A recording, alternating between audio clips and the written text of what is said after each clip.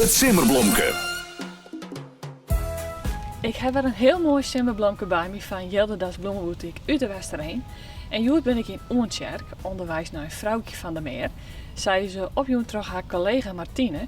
En zij vertelde dat vrouwtje is een hele gezellige collega. Stuurt altijd voor iedereen kleer en mijzelf ook graag mensen verrassen.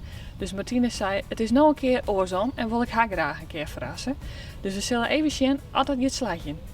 Zo, dat doe ik even van slaat. Ja, goeie. Is het vrouwtje? Ja, dat klopt. Ik heb een verrassing. Nou, dat is hartstikke mooi. Ik ben heel benieuwd van waar dit komt vanzelf. Nou, wat leuk. Heb je enig idee van waar het komen kan? Nee, ik zou het echt net weten. Nee. Nou, het is een collega. Let ik een tipje aan. Het is een collega. Nou, dan kan ik wel eens een bedenking daarover gaan. Martine, eventueel?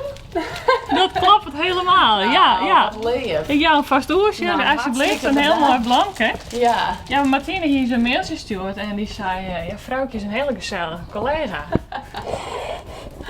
Oh, wat leuk. Heel erg lief van haar. Ja, ik ben heel blij mee. Ja.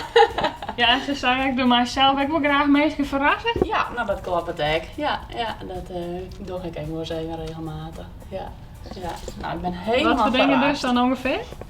Nou, ik was even een blomke of even een kaartje of nou, zo wat. Ze hadden ook ik was even een paar zakken doen, omdat we beide in het tandartspraktijk werken, dus hartstikke leuk. Ja. Ik ben helemaal ondonderd.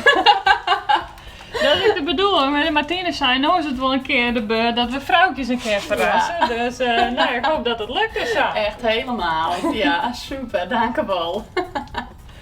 Ja, graag die. En heb je dat vakantie? Nee, ik maak nog een weekend werken en dan ga ik even vakantie. Ja, dus nog even. Ja. En dan lekker genieten. En dan lekker genieten. Ja, dat komt wel goed. Al helemaal met het mooie blomke. Nasje. Dan succes alsjeblieft en alvast een goede vakantie. Dank je wel. Ja. Ik ben heel erg bedankt en Martine, doe ik heel erg bedankt. Wist ik iemand die wel een simmerblomke verzinnen? Jou het onus terug. Mail de namen en reden van die persoon die sto verrassen worst naar simmer@rtvnof.nl. Het simmerblomke.